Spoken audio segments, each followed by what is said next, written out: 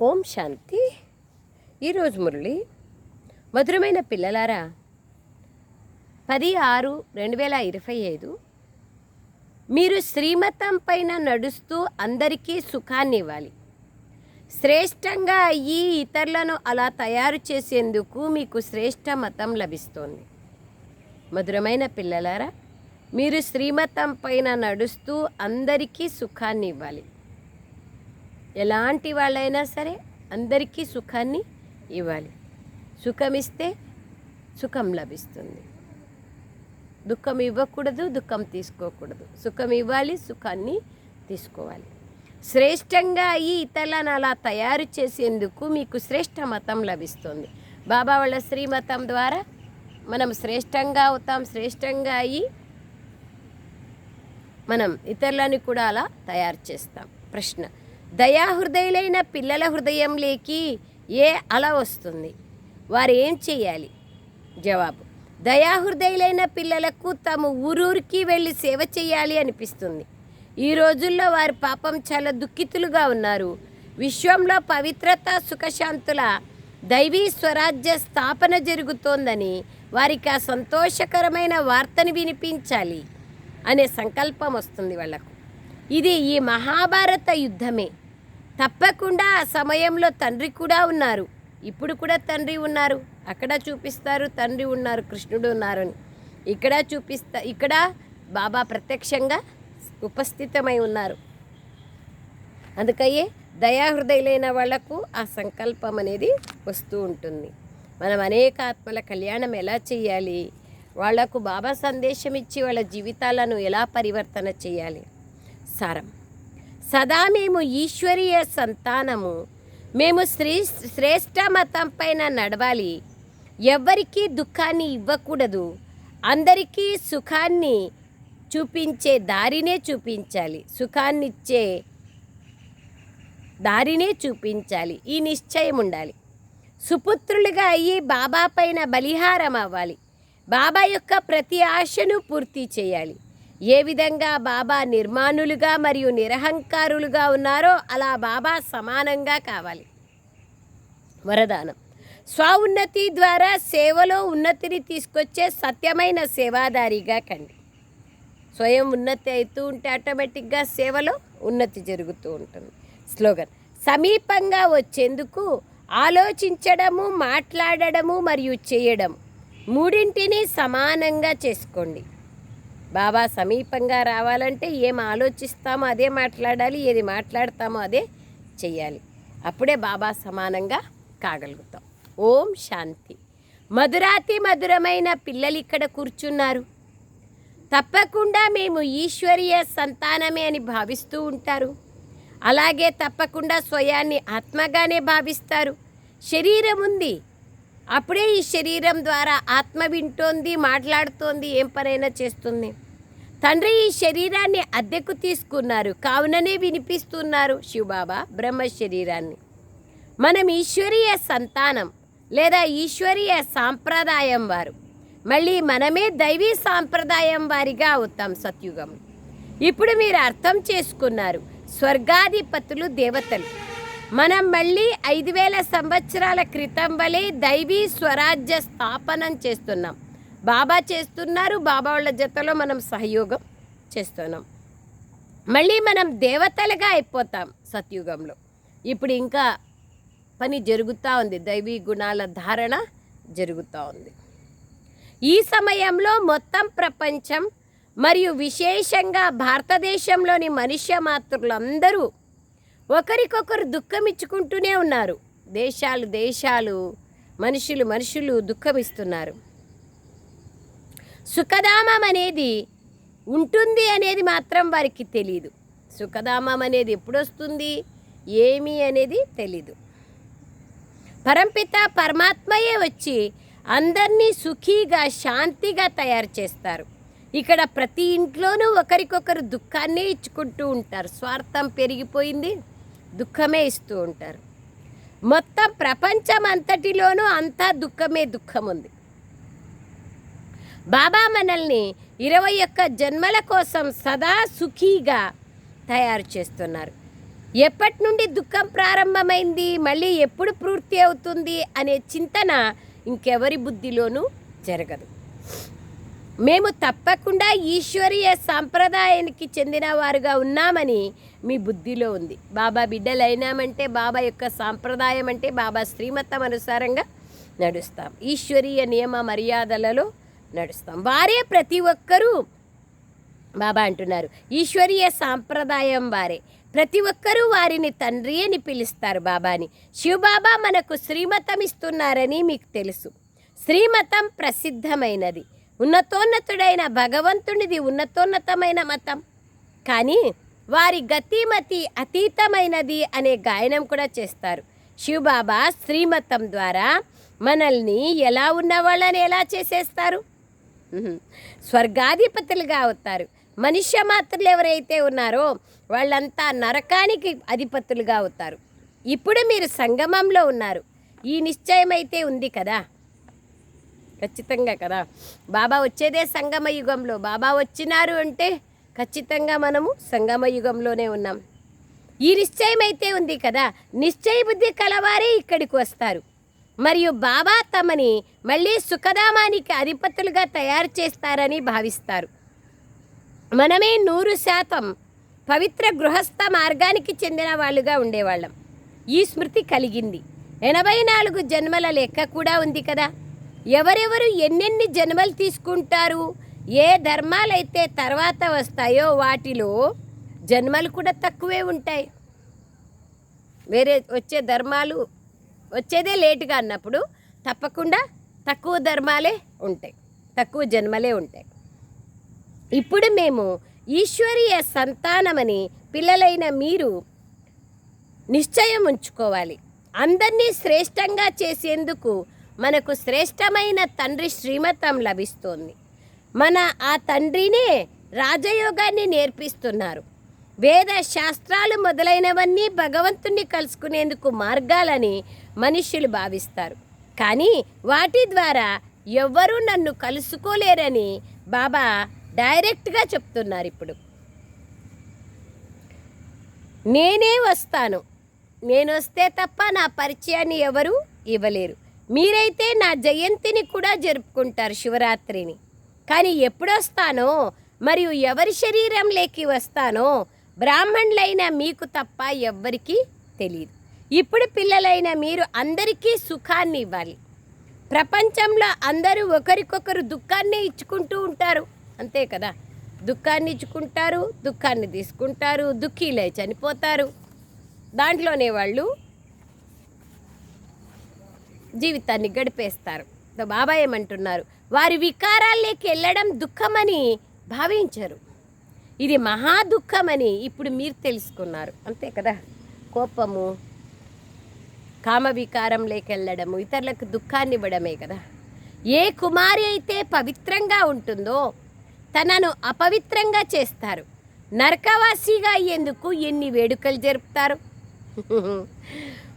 ఇక్కడైతే అటువంటి హంగామాల విషయమే లేదు. మీరు చాలా శాంతిగా కూర్చొని ఉన్నారు, అందరూ సంతోషిస్తారు.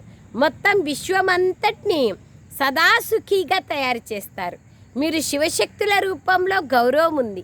మీ ముందు లక్ష్మీనారాయణలకు ఎటువంటి గౌరవము లేదు, అంటే తక్కువ ఉంది. ఎందుకుండదు, తప్పకుండా ఉంటుంది. కాకపోతే ఈ ఈశ్వరీయ శివశక్తి జన్మ చాలా శ్రేష్టమైనది. శివశక్తుల పేరే ఎంతో ప్రసిద్ధమైనది. ఎందుకంటే ఏ విధంగా బాబా సేవ చేశారో, అందరినీ పవిత్రంగా చేసి సదా సుఖవంతులుగా చేశారో అలాగే మహిమ ఉంది. ఈ లక్ష్మీనారాయణులు యథా రాజారాణి తథా ప్రజలు అందరూ స్వర్గవాసీలే. ఇదేమైనా గొప్ప విషయమా? ఏ విధంగా వారు స్వర్గవాసీలో అలా ఇక్కడ రాజారాణులు అందరూ నరకవాసీలుగా ఉన్నారు. ఇటువంటి నరకవాసీలను స్వర్గవాసీలుగా తయారు చేసేందుకు బాబా వస్తారు. చూడండి ఎన్ని యుద్ధాలు మొదలైనవి ఉన్నాయి. ప్రతి విషయంలోనూ దుఃఖితులుగానే ఉన్నారు. బాబా అంటున్నారు, సత్యుగంలో అన్ని పరిస్థితుల్లోనూ సుఖమే సుఖం ఉంటుంది. ఎక్కడ చూసినా ఈ ప్రపంచంలో దుఃఖమే దుఃఖం. ఆర్థికంగా దుఃఖమే, అన్ని రకాలుగానే దుఃఖం. కానీ సత్యుగంలో అన్ని రకాలుగాను సుఖం ఉంటుంది. ఇప్పుడు అందరికీ సుఖం ఇచ్చేందుకే బాబా శ్రేష్ఠ మతాన్ని ఇస్తున్నారు. శ్రేష్ఠ కర్మ ద్వారానే సుఖము లభిస్తుంది కదా. శ్రేష్ఠ మతము ద్వారానే శ్రేష్ఠ కర్మ చేయగలుగుతారు. శ్రీమద్ భగవాను వాచ అనే గాయనం ఉంది. శ్రీమత్ మనుష్య ఉవాచ అన్నారు. మనుషులది మాటలు, పనికిరాని మాటలు. కానీ భగవంతుడి శ్రీమతం, శ్రేష్ఠ మతం. సత్యుగంలో దేవతలకు మతాన్ని ఇచ్చే అవసరమే లేదు. వాళ్ళు దుర్గతిలో ఉంటేనా సద్గతి పొందడానికి మతాన్ని ఇవ్వాలి. వాళ్ళు ఎప్పుడు సద్గతిలో ఉంటారు, జీవన్ముక్త స్థితిలో ఉంటారు. సో దేవతలకు ఎలాంటి మతం అవసరం లేదు. ఇక్కడ మీకు శ్రీమతం లభిస్తోంది. బాబాతో పాటు మీరు కూడా శివశక్తులుగా గాయనం చేయబడతారు. ఇప్పుడు మళ్ళీ ఆ పాత్ర ప్రత్యక్షంగా జరుగుతోంది. పిల్లలైన మీరు మనసా వాచ కర్మణ అందరికీ సుఖాన్ని ఇవ్వాలని ఇప్పుడు బాబా అంటున్నారు. అందరికీ సుఖధామం యొక్క దారిని చూపించాలి. మీ వ్యాపారం ఇది. శరీర నిర్వహణార్థం పురుషులు వ్యాపారాలు మొదలైనవి కూడా చేయాల్సి ఉంటుంది. పురుషులు ఒక కాలంలో పురుషులు చేసేవాళ్ళు, కానీ ఇప్పుడు స్త్రీలు కూడా అందరూ సంపాదిస్తేనే ఆ ఖర్చులకి సరిపోతుంది. బాబా అంటున్నారు పురుషులు వ్యాపారాలు మొదలైనవి కూడా చేయాల్సి ఉంటుంది. సాయంత్ర వేళలో దేవతలు పరిక్రమణ జరిపేందుకు వెళ్తారు అని అంటారు. అందుకే సంధ్యా సమయంలో దీపం వెలిగిస్తారు. దేవతలు తిరుగుతూ ఉంటారు. సంధ్యా సమయంలోని వాకిళ్ళు తెరిచి ఉంచుతారు. దానికే బాబా అంటారు. దేవతలు ఇక్కడికి ఎక్కడి నుంచి వస్తారు? కానీ ఈ సమయాన్ని శుద్ధ సమయము అంటారు. సంగమం, ప్రతి సంగమాన్ని శుద్ధ సమయం అంటారు. రాత్రిపై పగలొచ్చే అమృత వేళను తెల్లవారుజాముని మంచిగా చాలా శుద్ధ సమయం అంటారు. తర్వాత పగలుపోయి రాత్రి వచ్చే సంధ్యా సమయాన్ని చాలా శుద్ధ సమయం అని అంటారు. అందుకే సంధ్యా సమయంలోనూ భక్తి పూజ పాఠ చేస్తారు. ఉదయమే తెల్లవారుజామున కూడా పూజ భక్తి అన్నీ చేస్తారు. సో గాయనం ఉంది, సమయానికి విలువ అనేది ఉంది. కానీ ఈ సమయాన్ని శుద్ధమైన సమయము అని అంటారు.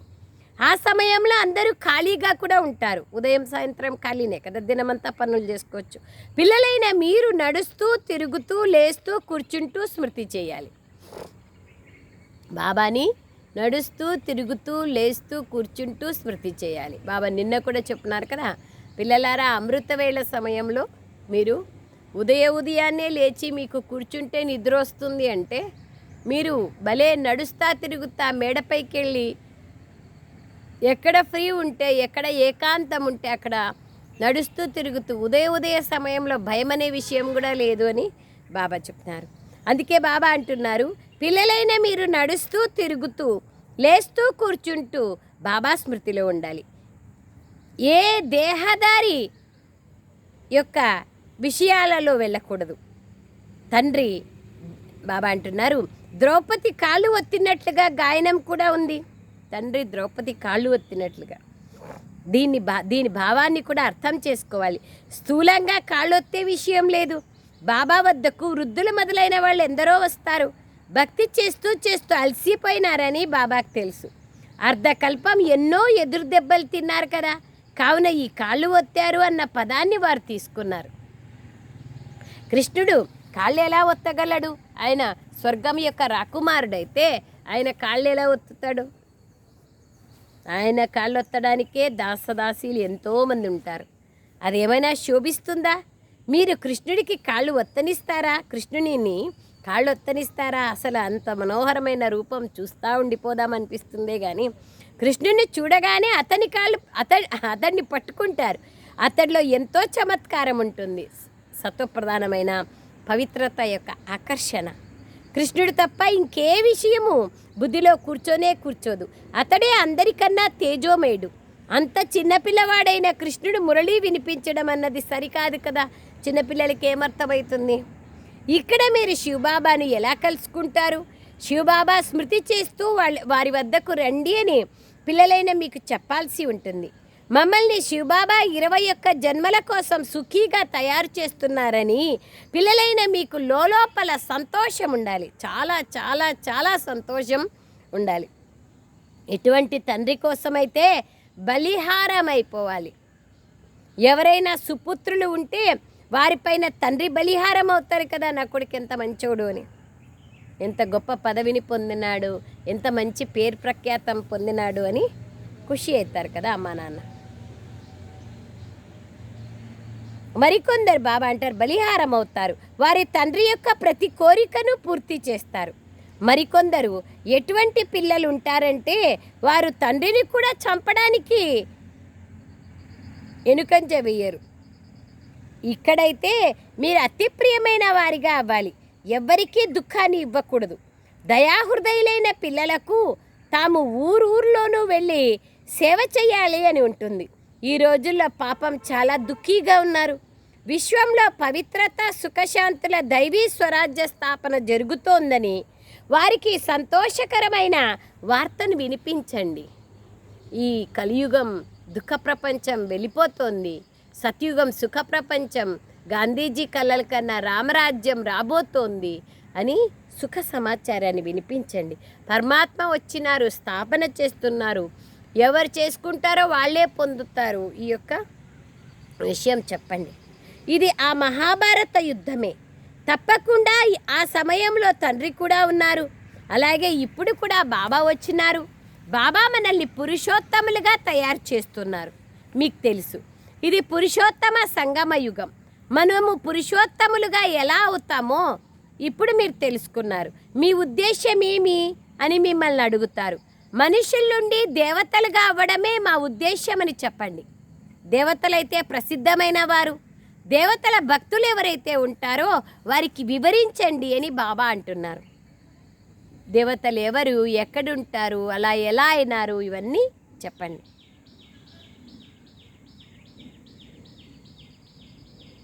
భక్తిని కూడా మొట్టమొదట శివుని భక్తితోనే ప్రారంభిస్తారు. ద్వాపరయుగ ప్రారంభంలో విక్రమాదిత్య మహారాజు శివలింగాన్ని, సోమనాథ లింగాన్ని కట్టి పూజ చేస్తున్నారు కదా, అదే బాబా అంటున్నారు. శివుని భక్తులు శివుని భక్తితో ప్రారంభిస్తారు. ఆ తర్వాత దేవతలను కూడా భక్తి చేస్తారు. కావున మొట్టమొదట శివబాబా భక్తులకు అర్థం చేయించాలి. నన్ను స్మృతి చేయండి అని బాబా చెప్తున్నారని చెప్పండి. శివుని పూజ చేస్తారు, కానీ పతిత పావనుడు శివుడే అని బుద్ధిలోకి రాదు. భక్తి మార్గంలో ఎన్ని ఎదురు దెబ్బలు తింటారో చూడండి. శివలింగాన్ని ఇంట్లో కూడా పెట్టుకోవచ్చు, పూజ చేయొచ్చు, కానీ అమర్నాథ్, బద్రీనాథ్ మొదలైన స్థానాలకు వెళ్ళాల్సిన అవసరం ఏముంది? కానీ భక్తి మార్గంలో మనుష్యుడు తప్పకుండా ఎన్నో ఎదురు దెబ్బలు తినాల్సి ఉంది. చాలా కష్టపడితేనే కదా భగవంతుడు దొరుకుతారని ఎన్నో విషయాలు మోసపోవాల్సే ఉంది. మిమ్మల్ని వాటి నుండి బాబా విడిపించారు. మీరు శివశక్తులు, శివుని పిల్లలు. మీరు తండ్రి నుండి శక్తిని తీసుకుంటున్నారు. అది కూడా స్మృతి ద్వారానే లభిస్తుంది. వికర్మలు వినాశం అవుతాయి బాబా స్మృతి ద్వారానే. పతిత పావనుడు ఒక్క బాబానే. స్మృతి ద్వారానే మీరు వికర్మాజితులుగా పావనంగా అవుతారు. అందరికీ ఈ దారిని తెలియచేయాలి. పతితుల నుంచి పావనులుగా ఎలా కావాలి అనేటువంటి దారిని తెలియచేయాలి.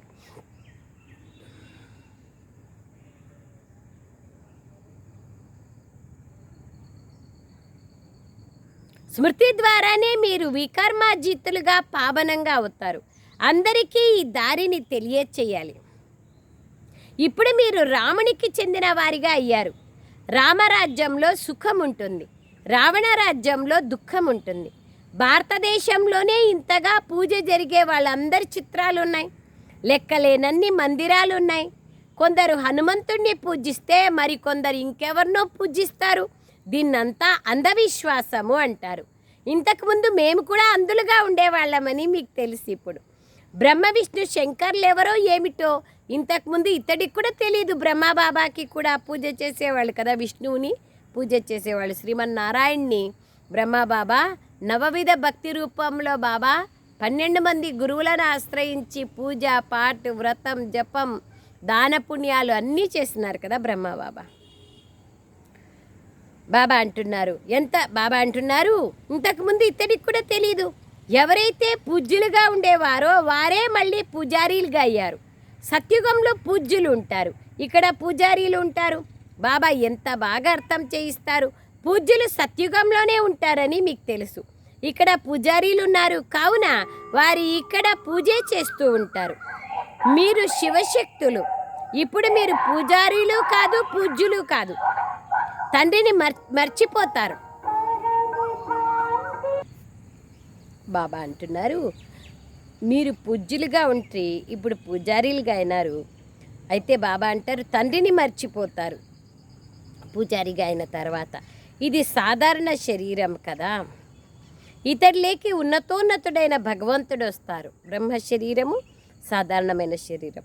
మీరు తండ్రికి మీ వద్దకు రమ్మని ఆహ్వానం ఇస్తారు కదా. మమ్మల్ని పావనంగా చేయండి తండ్రి, రాండి పతిత పావన అని పిలుస్తాం కదా. తండ్రి మీరు రండి, మేము చాలా పతితులుగా అయిపోయాము. పాత పతిత ప్రపంచంలోకి, పతిత శరీరంలోకి వచ్చి మమ్మల్ని పావనంగా తయారు చేయండి అని పిల్లలు పిలుస్తారు. పిల్లలు ఆహ్వానం ఇస్తారు. ఇక్కడ పావనులు ఎవ్వరూ లేరు. తప్పకుండా పతితులందరినీ పావనంగా తయారు చేసి తీసుకెళ్తాను అని బాబా అంటున్నారు. కావున అందరూ శరీరాన్ని వదలాల్సే ఉంటుంది. మనుషులు శరీరాన్ని వదిలితే ఎంతగా హాహాకారాలు చేస్తారు. మీరు సంతోషంగా వెళ్తారు. ఎవరు శివబాబాని ఎక్కువగా స్మృతి చేస్తారో చూద్దాం. ఇప్పుడు మీ ఆత్మ పోటీ పడుతోంది. అట్లా పోటీ పడాలా? ఏమిట్లా పోటీ పడాలా? శివబాబాని స్మృతి చేసే దాంట్లో పోటీ పడాలి. శివబాబా స్మృతిలో ఉంటూ శరీరాన్ని వదిలేసినట్లయితే అది అహో సౌభాగ్యం. నావ అవతలి తీరానికి చేరుకుంటుంది. ఇటువంటి పురుషార్థం చెయ్యండి అని బాబా అందరికీ చెప్తున్నారు. సన్యాసులలో కూడా కొందరు ఇలా ఉంటారు. బ్రహ్మంలో లీనమయ్యేందుకు అభ్యాసం చేస్తారు. చివర్లో అలా కూర్చుంటూ శరీరాన్ని వదిలేస్తారు. నిశ్శబ్ద వాతావరణం ఏర్పడుతుంది. డెడ్ సైలెన్స్ అయిపోతుంది. అక్కడ సుఖమయమైన రోజులు మళ్ళీ వస్తాయి. అందుకోసమే మీరు పురుషార్థం చేస్తున్నారు. బాబా మేము మీ వద్దకు రావాలి. మిమ్మల్నే స్మృతి చేస్తూ మా ఆత్మ ఎప్పుడైతే పవిత్రంగా అయిపోతుందో అప్పుడు మీరు మళ్ళీ మీతో పాటు తీసుకెళ్తారు అని ఆత్మలైన మనం అంటాం బాబాతో. ఇంతకుముందు కాశీలోని కత్తుల బావిలో దూకేటప్పుడు ఎంతో ప్రేమగా బలి అయ్యేవాళ్ళు, శరీరాన్ని ఆహుతి చేసేసుకునేవాళ్ళు. పాపం మేము ముక్తులైపోవాలి అని భావించేవారు. ఇప్పుడు మీరు బాబాని స్మృతి చేస్తూ శాంతిధామంలోకి వెళ్ళిపోతారు. మీరు బాబాని స్మృతి చేస్తారు. ఈ స్మృతి శక్తి ద్వారా పాపాలు భస్మం అవుతాయి. నీటితో తమ పాపాలను భస్మం ఎట్లా అవుతాయి? నీళ్ళ నదిలో మునిగితే పాపాలు పోతే అసంభవం కదా. అక్కడే దగ్గరలో ఉండే వాళ్ళకి ఇంకెంత పాపాలు పోవాలా? బాబా అంటారు, నీటితో తమ పాపాలను అంతం చేసుకోవాలి, అప్పుడే ముక్తి లభిస్తుంది అని వాళ్ళు అనుకుంటారు. అది యోగ బలం ఏమీ కాదు అని బాబా అర్థం చేస్తున్నారు. నీళ్ళల్లో మునిగేది బలమేముంది? ఎవరైనా పోయి మునగచ్చు. అదే బాబా అంటున్నారు, అది యోగ బలం ఏమీ కాదు అని బాబా అర్థం చేస్తున్నారు. పాపాల శిక్షలను పొందుతూ వెళ్ళి జన్మ తీసుకుంటారు. మళ్ళీ కొత్తగా పాపాల కథ ప్రారంభమవుతుంది. కర్మ అకర్మ వికర్మల గుహ్యగతులను బాబా కూర్చొని అర్థం చేయిస్తున్నారు. రామరాజ్యంలో కర్మలు అకర్మలుగా అవుతాయి. ఆత్మాభిమాని స్థితిలో ఉండి చేసే కర్మ అకర్మగా అవుతుంది. రావణ రాజ్యంలో కర్మలు వికర్మలుగా అవుతాయి. అనగా వికారాలతో కూడిన కర్మలు వికర్మలుగా అయిపోతాయి. అక్కడ వికారాలు మొదలైన విషయాలే ఉండవు. సత్యుగంలో మధురాతి మధురమైన పుష్పాల వంటి పిల్లలకు ఇప్పుడు బాబా ఎన్ని యుక్తులను, ఎన్ని రహస్యాలను అర్థం చేయిస్తున్నారు. బాబా అంటున్నారు, తండ్రిని స్మృతి చేయడమే ముఖ్యమైన విషయం. పతిత పావనుడైన తండ్రి ముందు కూర్చున్నారు మీరు. వారు ఎంత నిర్మాణ చిత్తము కలవారు, ఎంత నమ్రతగా పిల్లలకు అర్థం చేయిస్తున్నారు. ఎటువంటి అహంకారము లేదు బాబాకి. పూర్తిగా సాధారణంగా నడుచుకుంటారు పిల్లల జతలో. బాబ్దాదా ఇరువురు పిల్లల సేవకులే. శివబాబా బ్రహ్మ బాబా ఇద్దరు పిల్లల యొక్క సేవకులే. ఒకరు ఉన్నతోన్నతుడైన శివబాబా, మరొకరు ప్రజాపిత బ్రహ్మ. వారైతే త్రిమూర్తి బ్రహ్మ అని అనేస్తారు, దాని అర్థాన్ని కూడా తెలుసుకోలేదు. త్రిమూర్తి బ్రహ్మ ఏం చేస్తారో ఏమీ తెలియదు, ఏది వస్తే అది చేస్తూ పోతారు. అదే బాబా అంటున్నారు, ఏమీ తెలీదు, అర్థమే తెలీదు వాళ్ళకు. అచ్చా, मीठे मीठे सिखलरे बच्चों प्रति मात पिता बाप दादा का याद प्यार और गुड मॉर्निंग। रूहानी बाप की रूहानी बच्चों को नमस्ते। हम रूहानी बच्चों की रूहानी मात पिता बाप दादा को याद प्यार गुड मॉर्निंग और नमस्ते नमस्ते नमस्ते बाबा नमस्ते। थैंक यू बाबा। सारांशం, సదా మేము ఈశ్వరీయ సంతానము, మేము శ్రేష్ఠ మతం పైన నడవాలి, ఎవరికి దుఃఖాన్ని ఇవ్వకూడదు, అందరికీ సుఖము యొక్క దారిని చూపించాలి అనే నిశ్చయమే ఉండాలి. అందరికీ సుఖము యొక్క దారిని చూపించాలి, ఎవరికి దుఃఖాన్ని ఇవ్వకూడదు, శ్రేష్ఠ మతం పైన నడవాలి. రెండో పాయింట్, సుపుత్రులుగా అయ్యి బాబా పైన బలిహారం అవ్వాలి, బాబా యొక్క ప్రతి ఆశను పూర్తి చేయాలి.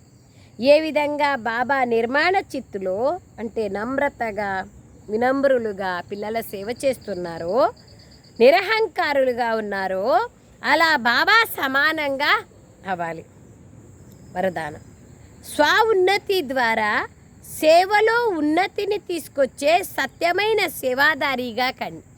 స్వయం ఉన్నతి అవుతూ ఉంటే ఆటోమేటిక్గా సేవలో డ్రామా ప్లాన్ అనుసారంగా మనం ఏది చేయాలనో చేస్తూ ఉంటాం, జరుగుతూ ఉంటుంది ఉన్నతి. స్వఉన్నతి సేవ ఉన్నతికి విశేషమైన ఆధారం. స్వఉన్నతి తక్కువగా ఉంటే సేవ కూడా తక్కువగా ఉంటుంది. కేవలం ఎవరికైనా నోటితో పరిచయాన్ని ఇవ్వడమే సేవ కాదు, ప్రతి కర్మ ద్వారా శ్రేష్ఠ కర్మల ప్రేరణని ఇవ్వడం కూడా సేవనే. ఎవరైతే మనసా వాచా కర్మణ సదా సేవలో తత్పరులై ఉంటారో వారికి సేవ ద్వారా శ్రేష్ఠ భాగ్యము అనుభవం అవుతుంది. ఎంతగా సేవ చేస్తారో అంతగా స్వయం ముందుకెళ్తారు. తమ శ్రేష్ఠ కర్మ ద్వారా సేవ చేసేవారు సదా ప్రత్యక్ష ఫలాన్ని, ఖుషీని, ఆనందాన్ని, ప్రత్యక్ష ఫలాన్ని అనుభవం చేసుకుంటారు. స్లోగన్, సేవ యొక్క భాగ్యం ఎంత ఉంది అనేది బాబా చెప్తున్నారు. స్లోగన్, సమీపంగా వచ్చేందుకు ఆలోచించడము, మాట్లాడడము మరియు చేయడము మూడింటిని సమానంగా చేసుకోండి. అవ్యక్త ఇషారా, ఆత్మిక స్థితిలో ఉండే అభ్యాసం చెయ్యండి, అంతర్ముఖిగా కండి. నిన్న నెలంతా పవిత్రత, పర్సనాలిటీ, ఆత్మీయత యొక్క శ్రేష్టత్వము, పవిత్రత యొక్క వ్యక్తిత్వం గురించి ఉండింది. ఈ నెలంతా విశేషంగా ఆత్మాభిమాని స్థితి కోసం అవ్యక్త స్థితిని తయారు చేసుకునేకి అంతర్ముఖిగా కండి, అశరీరి యొక్క అభ్యాసం చేయండి అనే విషయం గురించి విశేషంగా ఉంది. ఏకాగ్రతకు ఆధారం అంతర్ముఖత. దినమంతా బహిర్ముఖతలో ఉండి ఏకాగ్రత రావాలంటే యోగంలో కుదరదు. సో దినమంతట్లో అప్పుడప్పుడు టైం తీసుకొని అంతర్ముఖిగా ఈ అభ్యాసం చేస్తూ ఉంటే ఏకాగ్రత ఆటోమేటిక్గా కుదురుతుంది. అంతర్ముఖతలో ఉండడం ద్వారా సూక్ష్మశక్తి యొక్క లీలలను అనుభవం చేస్తారు. ఆత్మిక స్థితిలో ఉంటూ ఆత్మలను ఆహ్వానించడం, ఆత్మలతో ఆత్మిక సంభాషణ చేయడం, ఆత్మల స్వభావ సంస్కారాలను పరివర్తన చేయడం, ఆత్మలను బాబా కనెక్షన్లో జోడింప చేయడం, ఇలా ఆత్మిక లీల యొక్క అనుభవం చేయగలరు. ఎప్పుడైతే మనసా సేవ, దాన్నే మనసా సేవ లేదా విశ్వాత్మలందరికీ సకాష్నిచ్చే సేవ అని కూడా అనొచ్చు. అయితే విశేషంగా అంతర్ముఖత ద్వారా ఏకాగ్రత ప్రాప్తిస్తుంది. ఏకాగ్రత ద్వారా సూక్ష్మశక్తులు అనుభవం అవుతాయి. సూక్ష్మశక్తుల యొక్క లీల అంటేనే మనము మనస్సు ద్వారా అనేక ఆత్మలను ఆహ్వానం చేయడము, అనేక ఆత్మలకు దుఃఖాల నుంచి విడిపించడము, బాధల నుంచి విడిపించడము, సత్యమైన తండ్రి పరిచయాన్ని ఇవ్వడము, ఇవన్నీ సాధ్యమవుతుంది. స్వభావ సంస్కారాలని పరివర్తన చేయొచ్చు. ఇవన్నీ కేవలం అంతర్ముఖత ద్వారానే సాధ్యం. అచ్చా, ఓం శాంతి. థ్యాంక్ యూ బాబా. Thank you.